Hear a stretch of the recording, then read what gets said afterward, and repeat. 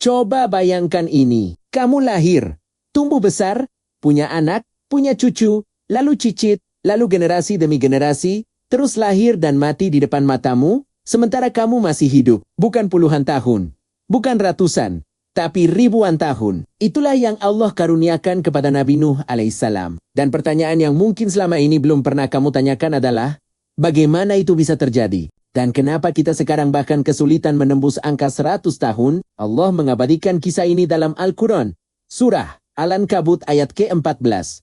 Nabi Nuh tinggal bersama kaumnya selama 1000 tahun, kurang 50 tahun, atau 950 tahun. Beliau berdakwah tanpa henti, siang dan malam, sembunyi-sembunyi maupun terang-terangan.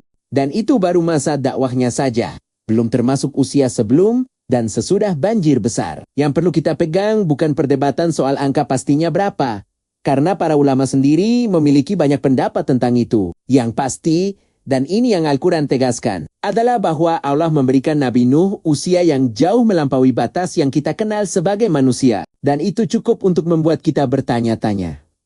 Sekarang kita masuk ke wilayah teori. Bukan klaim, bukan kebenaran pasti, tapi pertanyaan yang coba dijawab sains dari sudut pandangnya sendiri. Salah satu teori yang menarik adalah soal kondisi bumi sebelum banjir besar zaman Nabi Nuh.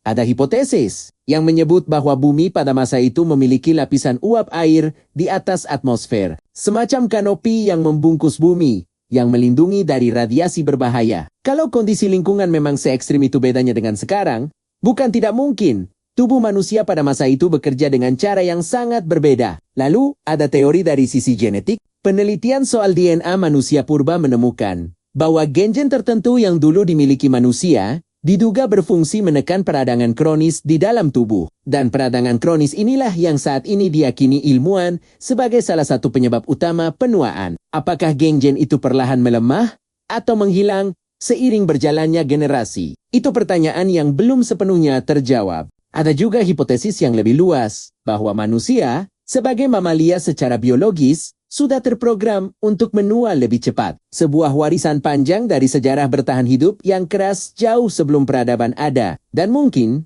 di awal-awal penciptaan manusia, program itu belum berjalan sama seperti sekarang. Ini pertanyaan yang lebih dekat dengan hidup kita. Kalau dulu manusia bisa hidup ribuan tahun, kenapa sekarang menembus 100 tahun saja sudah terasa seperti keajaiban? Sains punya beberapa jawaban. Lingkungan yang berubah, pola makan yang bergeser, tekanan hidup yang makin kompleks, dan akumulasi racun dari generasi ke generasi yang perlahan menggerus kemampuan tubuh untuk bertahan lebih lama. Tapi semua ini masih teori, masih hipotesis, masih ruang yang terus dijelajahi para ilmuwan sampai hari ini. Yang menarik, banjir besar di zaman Nabi Nuh dalam banyak tradisi keilmuan, baik Islam maupun di luar Islam, dianggap sebagai titik pemisah. Sebelum banjir, usia manusia jauh lebih panjang. Setelah banjir, ada penurunan drastis yang terdokumentasi dalam berbagai catatan peradaban kuno, bukan hanya dalam Al-Quran.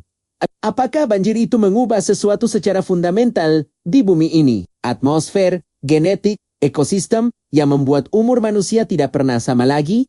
Kita tidak tahu pasti. Ada satu riwayat yang sangat indah tentang Nabi Nuh. Ketika malaikat maut datang, menjemput beliau, dan menyebutnya sebagai nabi yang paling panjang umurnya, lalu bertanya, bagaimana rasanya menjalani dunia selama itu? Nabi Nuh menjawab dengan sangat sederhana. Beliau berkata, dunia ini seperti seseorang yang masuk rumah dari satu pintu, berdiri sebentar di tengah, lalu keluar dari pintu yang lain. Ribuan tahun terasa seperti sebentar berdiri di tengah ruangan. Jadi kalau kita yang hidupnya mungkin hanya 70 atau 80 tahun ini merasa dunia terlalu berat, terlalu panjang, terlalu melelahkan, mungkin kita perlu belajar dari cara Nabi Nuh memandang semuanya. Bukan soal berapa lama kita hidup, tapi apa yang kita lakukan selama kita masih berdiri di tengah ruangan itu.